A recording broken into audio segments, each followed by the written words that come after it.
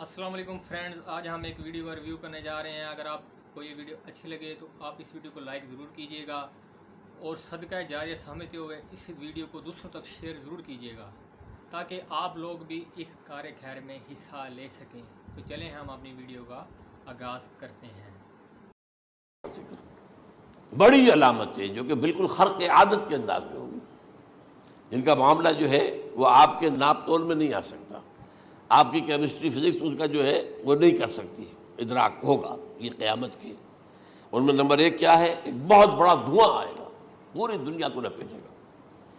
Number 2، دجال کا ظہور ہوگا، جو اپنی خدائی کا دعویٰ لے کر آئے گا اور بنوائے گا۔ اس کے ہاتھ میں ہو جائیں گے، قبضے میں ہو جائیں گے سارے ذرائع پیداوار کے۔ اس کی طرف بھی پہلا قدم اٹھ چکا ہو، ٹرپس کے نام سے معاہدہ ہو چکا ہے۔ کوئی ملک اپنا بیج پیدا نہیں کر سکتا ہو، یہ بیج ہم نے ڈیولپ کیے ہیں۔ ان کے ڈیولپمنٹ سے پہلے تم ایک ایکڑ سے کتنی گندم لیتے تھے، آج کتنی لے رہے ہو؟ کس بنا پر؟ جینیٹکس کا جو کام ہم نے کیا ہے اس کی بنا پر ہو رہا۔ ہاں تو ہمارا حق ہے، اس کی رائلٹی ہمارے پاس آنی چاہیے۔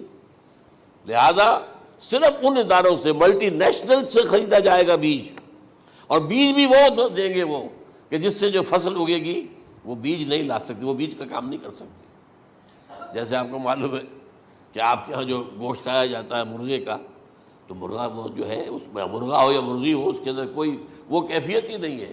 ان کے انڈے جو ہے ان سے آپ بچے حاصل نہیں کر سکتے، ہے تو انڈا، دیکھنے کو تو انڈا ہے، لیکن وہ بنڈا جو ہے اس سے بچہ تو نہیں حاصل کر سکتے۔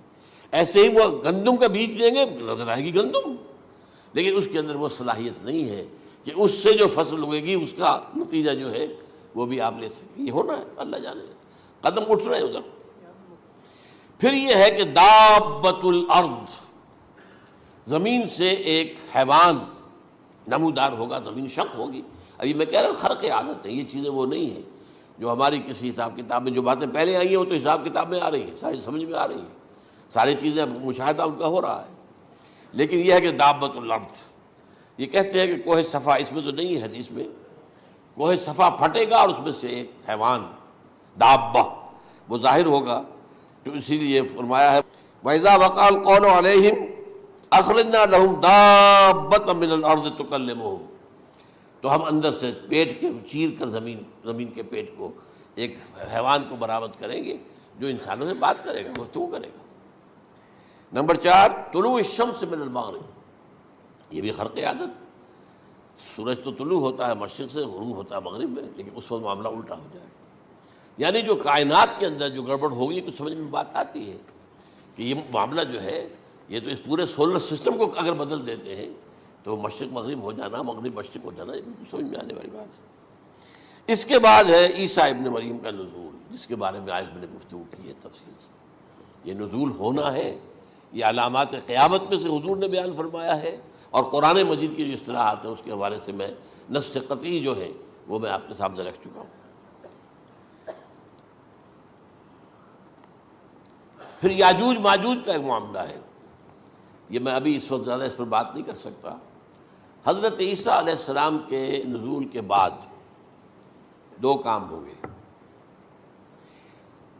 یہودیوں کا قلع قمع ختم، تمام یہود، ایک کام تو یہ ہونا ہے، اور نمبر 2 عیسائیت کا ختم ہو جانا۔ عیسائیت کی نفی کر دیں گے، بھائی تم مجھے خدا کا بیٹا بنائے بیٹھے ہو، میں تم خدا کا بیٹا نہیں ہوں، میں تو اس کا بندہ ہوں، رسول ہوں، میں نے تم سے کب کہا تھا کہ مجھے خدا کا بیٹا بناؤ۔ نمبر 2 یہ کہ وہ خنزیر کو قتل کر دیں گے، یعنی یہ تم نے خنزیر کب سے کھانا شروع کر دیا؟ میں تو تم کو نکاح اجازت دے کر گیا تھا، یہ تو شریعت موسوی میں حرام تھا، اور میں کہہ کر گیا تھا کہ یہی شریعت تم پر لاگو رہے گی، ہاؤ کم؟ تم نے کیسے یہ؟ آج بھی بہت سے رومن کیتھولکس جو ہے وہ سور نہیں کھاتے، وہ اس میں ہے ان کے اندر کچھ نہ کچھ بات جو ہے جو حضرت عیسیٰ کی تعلیمات کا کچھ اثر ان کے ہاں ہے۔ میں تو ایک مرتبہ، یہ 1971 کی بات ہے، 4-5 دن کے لیے برسلز میں رکا تھا، اس لیے کہ وہاں مجھے ایک صاحب نے خط لکھا تھا کہ وہاں ایک نوجوان ہے، ابھی اس ایمان لایا ہے، اور اس کے کچھ مسائل ہیں، ہم کوشش کر رہے ہیں ان کے مسائل حل کریں، آپ بھی جا رہے ہیں۔ میں انگلینڈ جا رہا تھا تو واپسی پر آپ ان کے یہاں چند دن ٹھہرے، میں حیران ہوا، ویسے اس نے مجھے اپنے گھر ٹھہرایا نہیں، اس لیے کہ ماں باپ تو اس کے کرسچن تھے، اور پولیس کا چیف آفیسر اس کا باپ تھا، چیف آف پولیس فورس۔ اس نے مجھ سے ایک دن کھانے پہ بلایا، میں ہوٹل میں ٹھہرایا مجھے، اس نے کہا آپ اطمینان سے یہاں کھانا کھائیں، اس گھر میں نہ آج تک کوئی شراب کی بوند آئی ہے اور نہ ہی کوئی بوٹی آئی ہے سور کی۔ Roman Catholics. اب اکلوتا بیٹا تھا یہ عبدالعزیز، اس نے بعد میں نام رکھا، وان کینٹر اس کا نام تھا جو کہ اوریجنل تھا، پھر اس نے نام رکھا عبدالعزیز وان کینٹر، پرانا نام بھی بہرحال رکھا۔ نہایت ایک نہایت خوبصورت، 28 سال کی عمر تھی، اور اس وقت میں نے دیکھا تھا کہ اس کی فقہی معلومات جو ہے میری معلومات سے 10 گنا زیادہ۔ اس کی وجہ کیا ہے؟ وہ گیا تھا موراکو میں ایز اے ٹیچر ملازمت کرنے، پیسہ کمانے، وہاں وہ مسلمانوں سے اس کا ہوا رفت ضبط ہوا، اسلام کی تعلیمات سامنے آئی، اسلام لے آیا۔ اب اکلوتا بیٹا ہے، اور ماں باپ جو ہے کرسچن کیتھولکس۔ جب وہاں سے واپس آیا تو پھر کہتے ہیں کہ ہمارے درمیان ایک معاہدہ ہے، وی آر لیونگ ٹوگیدر، لیکن یہ معاہدہ ہے ہم مذہب پہ بات نہیں کریں گے، بس باقی جو بھی ہے وہ ساتھ رہ رہے ہیں۔ لیکن میں حیران ہوا، مجھے معلوم نہیں تھا۔ اچھا، اس کے بعد اس نے جب اسلام کا فیصلہ کیا تو اس کے سامنے سوال آیا کون سی فقہ اختیار کروں؟ تو اس نے بڑی جو ہے تھورو اسٹڈی کی ہے تمام فقہوں کی، کمپیریٹو اسٹڈی، ان کو کرنے کے بعد پھر فائنل فیصلہ اس کا یہ تھا کہ حنبلی فقہ میں اختیار کروں۔ چاروں فقہوں میں سب سے لیٹسٹ حنبلی ہے، یعنی حنفی نمبر 1، پھر مالکی نمبر 2، پھر اس کے بعد شافعی نمبر 3، پھر یہ امام احمد ابن حنبل ہے۔ اور امام احمد ابن حنبل کے زمانے تک احادیث بہت بڑے پیمانے پر جمع ہو چکی تھی، جبکہ ابھی حضرت امام ابو حنیفہ کے زمانے میں کوئی اتنا زیادہ جو ہے حدیث کا ابھی ذخیرہ نہیں بنا تھا۔ اسی پر تو لوگ حیران ہوتے ہیں کہ زیادہ حدیث امام ابو حنیفہ کے علم میں نہیں تھی، لیکن مجال ہے کہ ان کا کوئی فتویٰ جو ہے کتاب و حدیث کے، کتاب اور سنت کے خلاف ہو۔ اگرچہ انہوں نے صاف کہا کہ اگر تم پاؤ کوئی ایسی سچی حدیث، پختہ حدیث جو میری کسی رائے کے خلاف ہو تو میری رائے کو دیوار پر دے مارنا اور اس صحیح حدیث کی پیروی کرنا۔ لیکن ویسے اس کے بعد یہ کمال یہ ہے کہ بہت ہی کوئی شاذ معاملہ ہے کہ جس میں ان کا کوئی فتویٰ وہ کتاب و سنت کے منافی ہو یا سنت کے منافی ہو۔ کتاب پہ تو سوال پیدا نہیں ہوتا، کتاب تو ساری ان کے سامنے موجود تھی۔ اس کے بعد یہ ہے کہ یاجوج ماجوج، جیسے میں بتا رہا تھا آپ کو کہ جب عیسائیت بھی ختم ہو گئی، یہود ویسے ختم ہو گئے، استیصال ہو گیا، جڑ کٹ گئی، اب عیسائیت گویا کہ اسلام میں ضم ہو گئی، عیسائیت مذہب ختم، یہودی خود ختم۔ اب یہ طاقت کتنی ہو جائے گی؟ تقریباً 2/3 دنیا آ گئی، تمام اب عیسائی 2 ارب کے قریب ہے، 1 ارب 90 کروڑ ہوں گے، یا مسلمان بھی 1 کروڑ 50-60 لاکھ ہیں، دونوں کو جوڑ لیجیے کتنے ہو گئے؟ 6 ارب کل آبادی ہے۔ لیکن اس کے بعد آتا ہے یاجوج ماجوج کا خروج۔ یہ یاجوج ماجوج میرے نزدیک چائنا اور رشیا ہے، ان کی مجموعی طاقت اتنی ہوگی، اور یہ اس طرح آئیں گے ہر اونچائی پر سے اترتے ہوئے، پھسلتے ہوئے۔ جیسے 1962 میں جب وار ہوئی تھی بٹوین چائنا اینڈ انڈیا 1962 میں، تو وہ اس وقت کا نقشہ مجھے آج بھی اخبارات میں پڑھتا تھا تو یاد، waves after waves of Chinese soldiers were coming down the slopes of Himalayas۔ یہ تو وہ ہے نا جن کی تعداد کا کوئی حساب نہیں ہے۔ اور رشیا اور یہ مل کر جو ہے، میرا اندازہ یہ ہے کہ جب پہلے ملحمۃ العظمیٰ ہوگی وہ عیسائیوں اور مسلمانوں کے درمیان، اس وقت یہ دونوں پاورز نیوٹرل رہیں گی، لیکن غالباً یہ بات طے کر لیں گی کہ ویپنز آف ورلڈ جو ہے ماس ڈسٹرکشن، یہ استعمال مت کرنا۔ اگر یہ ویپنز آف ماس ڈسٹرکشن استعمال کرو گے تو ہم میدان میں آ جائیں گے۔ اس میں وہ جنگ جب ہو چکے گی، پھر حضرت عیسیٰ کو فتح حاصل ہو جائے گی، اور پھر یہ کہ یہودیت ختم ہو جائے گی، عیسائیت بطور مذہب ختم ہو کر اسلام میں ضم ہو جائے گا، پھر وہ 40 برس کا عہد حکومت ہے حضرت عیسیٰ علیہ السلام۔ لیکن جب یہ فتح ہو جائے گی ان پر، اب یاجوج ماجوج آئیں گے، اور اتنی تعداد میں آئیں گے کہ بحیرہ طبریہ جو ہے اس کا سارا پانی پی جائیں گے۔ یہ تو اگر آپ کو کبھی اندازہ ہو یا کوئی آپ جانیں ان لوگوں کو، جو ان چینیوں سے واقف ہیں، وہ کہتے ہیں زمین پر ہلتی ہوئی کوئی چیزوں سے وہ چوری چھوڑ کے کھا جائیں گے۔ جہاں وہ جاتے ہیں ایز اے لیبرر، وہاں کے جو سارے کتے ہیں ختم، ساری بلیاں ختم، ہر شے، وہ جو سانپ کھاتے ہیں، ہر چیز کھاتے ہیں۔ اور یہ تمام ایسٹرن کنٹریز کے اندر ہوتا ہے، بڑی ڈیلیشس ڈشز ہیں یہ سانپ وغیرہ وغیرہ۔ اور یہ جس طرح کھا جائے، پانی پئے ایک قطرہ نہیں رہے گا اس پر۔ تو پھر جو ہے اللہ تعالیٰ اس وقت جو ہے اس میں ایک ایسی بیماری پیدا کرے گا، یہ سب مر جائیں، یہ معجزے سے ہوگا۔ یعنی ان کے اوپر فتح جو ہے وہ عام لڑائی کے ذریعے سے نہیں ہوگی، بلکہ اس کے اوپر فتح جو ہوگی وہ اللہ تعالیٰ سے ہوگی۔ ایک بیماری پیدا ہوگی، سب مر جائیں گے۔ اور اس کے بعد اللہ تعالیٰ ایسے پرندے بھیجے گا بڑی لمبی لمبی گردنوں والے، وہ ان سب کو کھا جائیں گے۔ جیسے ہمارے ہاں گدھ ہوتے ہیں، وہ ان کو صاف کر دیں گے۔ ورنہ تو یہ ہے کہ پوری دنیا کے اندر جو بدبو اور جو پیدا ہوتا معاملہ اس سے، تو اس نوع انسانی کی بقا ممکن نہیں تھی۔ ان کے خاتمے کے بعد پھر یہ ہوگا کہ حکومت اسلامی جو ہے پوری دنیا میں حضرت مسیح علیہ السلام کی ہوگی۔ 45 برس وہ رہیں گے، اسی میں وہ کہلن بھی آ جائے گا، وہ فی المہد و کہلن جو میں نے شروع میں بیان کیا تھا۔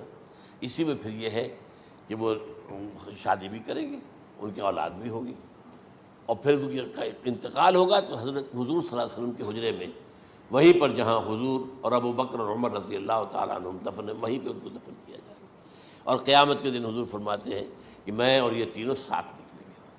تو یہ ہے والات و واقعات۔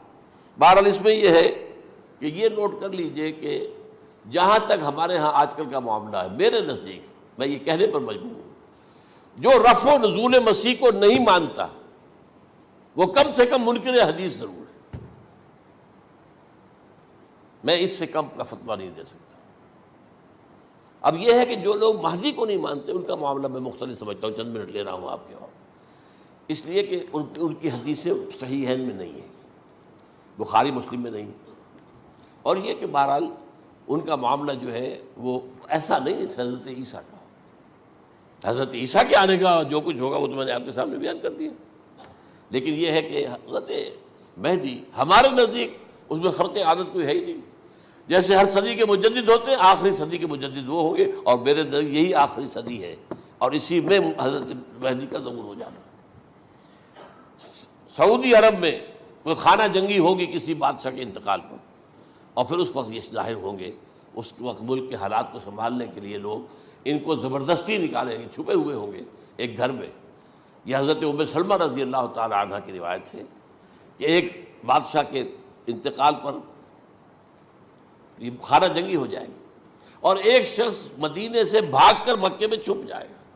یہ تو ہے ان کے الفاظ، میں توجیہ کر رہا ہوں۔ یہ لوگ ان کی طرف دیکھ رہے ہوں گے کہ یہ جو وقت آیا ہے فتنے کا ہماری قوم پر، ہمارے ملک پر، تو ان کی شخصیت ایسی ہے کہ یہ بیچ میں آئیں، صلح صفائی کرائیں، اور وہ جو ہے اس ذمہ داری سے بچ کر بھاگیں گے اور جا کر مکے میں چھپ جائیں گے۔ پھر لوگ انہیں تلاش کر کے نکالیں گے اور زبردستی ان کے ہاتھ پر بیعت کریں گے، ورنہ وہ اتنے بڑے منصب کو۔ اور پھر یہ بھی ہے، ایک حدیث میں آتا ہے یصلحوا فی لیلۃ واحدہ، ایک رات میں ان کی مکمل اصلاح کر دیں گے۔ یعنی اگر کوئی تھوڑا بہت نقص اور عیب کوئی ہوا بھی، کوئی کمی کوتاہی ہوئی بھی، تو اللہ تعالیٰ ایک رات میں اصلاح کروا دیں گے۔ لیکن ہمارے نزدیک اس قدر کوئی خرق عادت ہے ہی نہیں۔ البتہ جو کہتے ہیں اہل تشیع، وہ خرق عادت ہے کہ ان کے 12ویں امام جو ہے وہ بچپن ہی کے اندر اس خوف سے کہ جو بنو عباس بادشاہ ہیں وہ ان کو قتل کر دیں گے، تو وہ ایک غار میں چھپا دیے گئے۔ اب وہ 1200 برس سے اس غار کے اندر چھپے ہوئے، اور اس کے بعد وہ ظاہر ہوگی، وہ امام مہدی ہوں گے۔ اس میں خرق عادت ہے، لیکن میں یہ کہتا ہوں کہ محض خرق عادت کی بنیاد پر ہم اس کی نفی نہیں کریں گے۔ کیوں؟ کیا ہم یہ نہیں مانتے کہ اصحاب کہف 300 برس تک سوئے رہے؟ یہ کیا عام بات ہے؟ حضرت عزیر علیہ السلام، اللہ نے انہیں موت دی، موت، اور 100 برس کے بعد زندہ کر کے اٹھا لیا۔ تو خرق عادت حضرت عیسیٰ کو ہم اتنا بڑا خرق عادت مانتے ہیں کہ اٹھا کر آسمان پر، تیسرے آسمان کے اوپر ہیں، موجود ہیں، اب بھی ہیں۔ شب معراج میں تیسرے آسمان پر حضور کی ملاقات ان سے ہوئی۔ تو یہ خرق عادت کی بنیاد پر نفی نہیں ہم کرتے، ہو سکتا ہے، لیکن یہ کہ اس کے لیے ہمارے پاس کوئی دلیل نہیں، کوئی احادیث نہیں، کچھ نہیں، اس لیے ہم اس کو نہیں مانتے۔ البتہ خود وجود جو ہے حضرت مہدی کا وہ کوئی عجیب بات نہیں ہے، وہ تو جیسے پہلے بھی آئے ہیں ہمارے مجددین، ایسے مجدد ہوں گے اور دین کو تازہ کر دیں گے۔ ایک صحیح اسلامی ریاست جو ہے وہ عرب میں قائم ہو جائے گی دوبارہ۔ حضور نے فرمایا وہ عدل اور انصاف سے عرب کو اسی طرح بھر دے گا جیسے کہ وہ اس سے پہلے ظلم اور جور اور زیادتیوں کے سے بھری ہوئی ہوگی۔ تو یہ کام ہوگا، یہ تو مجدد کا کام ہوتا ہی ہے اس حوالے سے۔ لیکن بہرحال میں نے پھر بھی کہا کہ اگر احادیث کی کمزوری کی وجہ سے کہ صحیح عین میں نہیں ہے، اگر کوئی شخص انکار کرے تو مجھے کوئی اعتراض نہیں ہے، ٹھیک ہے۔ لیکن جو حضرت عیسیٰ کے نفع سماوی اور حضرت عیسیٰ کے نزول کا انکار کرتا ہے وہ کم سے کم، میں انہیں اور آگے کوئی فتویٰ نہیں دیتا کہ وہ کافر ہو گئے یا یہ ہو گئے یا وہ ہو گئے، لیکن منکر حدیث کے لائن میں تو وہ لازماً کھڑے ہو گئے۔